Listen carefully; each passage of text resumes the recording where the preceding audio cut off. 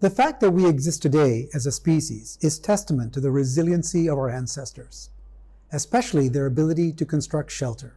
From before recorded history, early humans occupied and later constructed physical shelter to protect themselves from the ravages of nature and conflict. Though Homo sapiens were not the only animal to do so, their exceptional ability to continuously improve and modify their shelter to deal with the various types of danger specific to a place and time was key to our survival and evolution. As they migrated across the planet, our ancestors learned to build specific forms of protection in response to natural conditions prevalent in their habitat. When the dangers were tides and floods, shelter was built on stilts. Where earthquakes were common, structures were built in such a way as to withstand them. And whether it was to keep out life-threatening heat or cold, humans across the planet instinctively evolved the design and construction of their dwellings and later their cities to achieve greater health and mortality, thus improving their chances of survival. In other words, necessity as the mother of invention was the mantra for the evolution of our buildings and cities, and the resulting resiliency of our species. Many of the earliest forms of these habitations still exist today, such as Jericho in what is modern Palestine, or Damascus, the oldest continuously occupied city on Earth, founded in 8000 BC. The technologies and traditions we have learned to construct shelter to protect human lives in the face of varying environmental dangers have become increasingly improved and perfected over thousands of years of trial and error. However, there are relatively newer and increasingly serious existential threats to humanity for which we have less preparation, threats for which our long and evolving tradition of resilient design has insufficient precedent to adapt for. The current pandemic has exposed the fragility of modern urban design and architecture in the face of a truly existential threat to humanity. But we should have been better prepared. Even during the Black Plague in the Middle Ages in Europe, it was widely known that towns with less density, with more open space, parks, and ventilation would suffer fewer casualties. Wealthy urban dwellers fled their teeming villages and towns to the countryside whenever a pandemic struck. They knew that homes with better hygiene, sanitation, and air circulation would better protect their inhabitants from contagion. Yet despite this knowledge, our civilization has failed to create a built environment to better protect ourselves from contagions such as COVID-19. Now, recent scientific discoveries in exactly how infectious diseases spread have only confirmed what we already knew. To prevent viral transmission among urbanites, cities should have been more well-ventilated and sunlit public spaces, and buildings should have had greater physical separation. Shelter of any kind, whether it be residential, office, schools, or hotels, must have good natural ventilation and sunlight in their lobbies, corridors, and individual dwellings. This is because most pathogens dissipate quickly in circulating air and solar radiation. Other attributes such as spacious elevators, large rooms, and more airy interiors would also have made buildings more resilient to the spread of infectious disease. And balconies. Balconies should not have been considered luxuries at all, especially for residential buildings. Due to the deprivations of quarantine, they were always necessary to maintain a reasonable quality of life when you're locked up with your family for days or weeks at a time. Walking and cycling should be a more common means of movement, and public transportation needs to be reorganized to avoid congestion. We knew all these things, but we conveniently forgot. My point is that humanity certainly should have been more prepared for the pandemic with better urban design, environmental, and architectural solutions. But unfortunately, the pressure of space and economics conspired to prevent our constructions of shelter from embracing these life-preserving practices.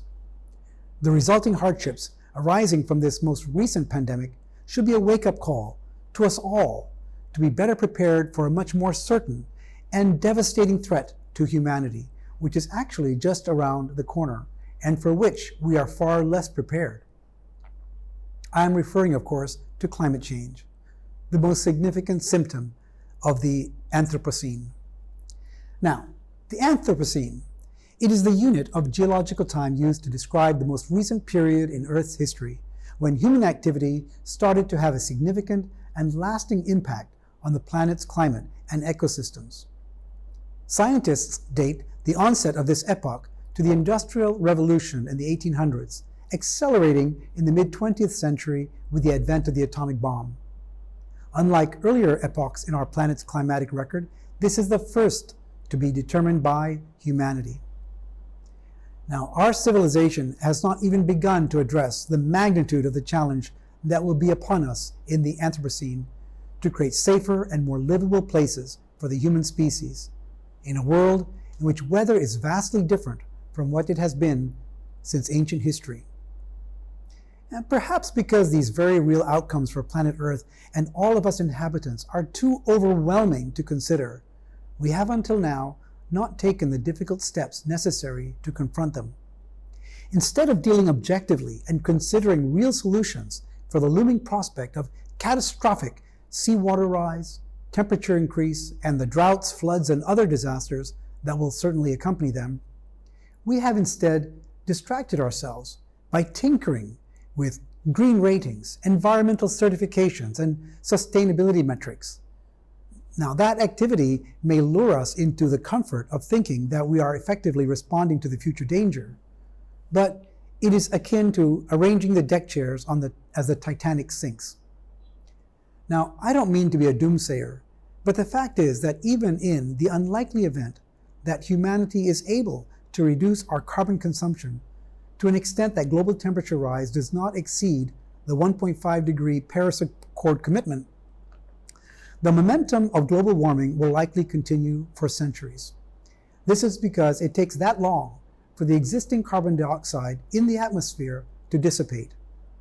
And assuming that this 1.5 degree mark is breached, as most scientists believe it will, the broader, long-term climatic effects on our delicate planet are indeed chilling to contemplate. Even a sea level rise of only half a meter by 2100, as predicted in most climate change models, will directly impact over 50 million people and wreak indescribable disruption to the rest of human activity. The atmosphere may become more dangerous. Storms will become more regular and more intense than we can conceive. Many parts of Earth will become uninhabitable by the standards of current urban design and building construction. Scientists also believe that pandemics will become more common in a warmer planet with a larger, denser population. It is sobering to consider that, despite knowing that another pandemic was inevitable and having experienced them before within our lifetimes, and knowing what was necessary to confront one, we still failed miserably to implement what was necessary, such as building more resilient shelter. Humanity was unable to collectively and consistently make even the simplest of sacrifices required to mitigate the crisis, such as social distancing and wearing of masks. Similarly, I expect with deep concern for the fate of humanity that we will again fail to make the collective sacrifices required to meet global carbon emissions reductions. For the above reasons, I believe that we need to immediately start diverting some of our attention and resources away from trying to prevent global warming and climate change, a challenge we seem to be losing anyway, to actually dealing with the imminent impact of this slow brewing catastrophe. In other words, to simply start adapting for the reality that awaits us, to build for resilience. The fact is that cities throughout the world, their infrastructure, and all the buildings they comprise will need to be reimagined and re-engineered in the face of climate change and the real possibility of another pandemic, to provide the shelter and protections we need for our continued well-being and survival. For example, we will need to build on higher ground in anticipation of seawater rise and away from seafronts, rivers, and deltas, or on stilts to avoid catastrophic flooding. The lower floors of existing waterfront buildings may have to be abandoned along with the streets that surround them. we will need to construct sturdier buildings to withstand storms more destructive and regular than we have ever known, with better insulation to keep out the rising heat.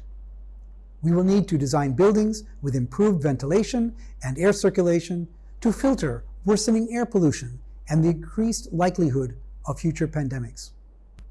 And as global climate changes take effect, migration to the cities will accelerate as people attempt to escape natural disasters and the arising food scarcity, poverty, and conflict, which will disproportionately affect the countryside.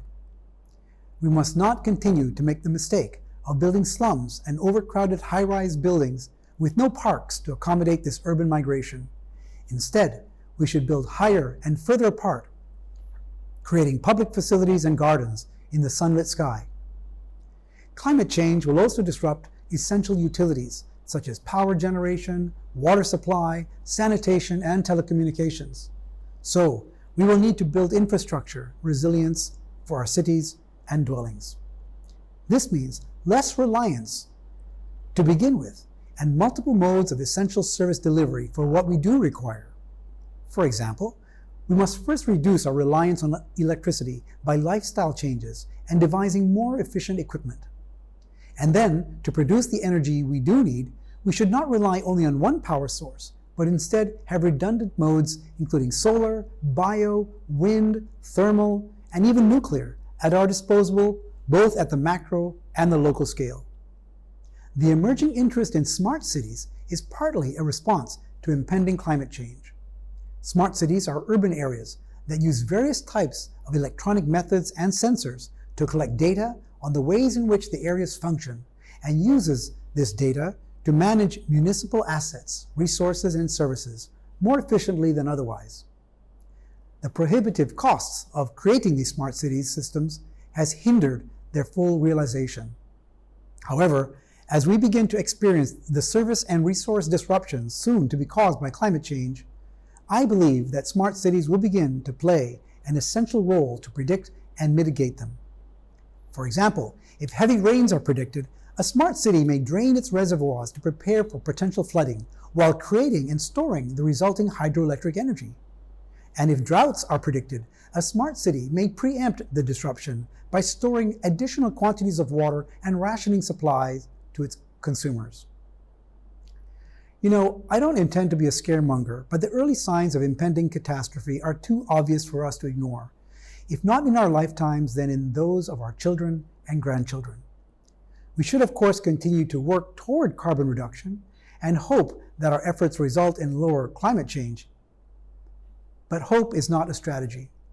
We need to actually start physically preparing for the worst. Our cities and our buildings will need to adapt and become more resilient if our species is to survive the coming climate crisis. Ladies and gentlemen, the United Nations Independent Panel on Climate Change, the IPCC, concluded in its most recent report that humans can no longer reverse some of the most catastrophic effects of climate change or stop its intensification over the next several decades. According to the UN World Meteorological Organization, there have been more than 11,000 climate change-related weather disasters since 1970, resulting in 2 million deaths and $3.64 trillion in losses. Over the last few years, this has accelerated to a daily toll of 115 deaths and $202 million in losses. We witness increasingly regular and catastrophic weather anomalies every day in the news. It is no longer a matter of control. What is left for us now is to learn to adapt to the Anthropocene. In conclusion, despite the looming dangers, there is a role each of us can play to avoid the worst-case scenarios. This ties back to the theme of this TEDx series, The Powerhouse Within. While we should all be conscious of the ways in which our lifestyle adds to the planet's carbon footprint and strive to reduce that where possible, each of us should begin to consider and plan for resilience in the face of the unstoppable and imminent disruptions that will soon accompany recurrent pandemics and, more importantly, catastrophic climate change.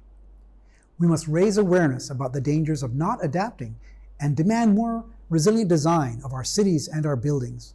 We must advocate for policies, regulations, and laws that will eventually be needed to protect human lives. It is the responsibility of this generation to relearn the imperatives of resilience to save our planet and our human civilization. As an architect and an urban designer, I have long advocated for changes in the way our cities and buildings are conceived to become more resilient to these future threats. But one voice is not enough.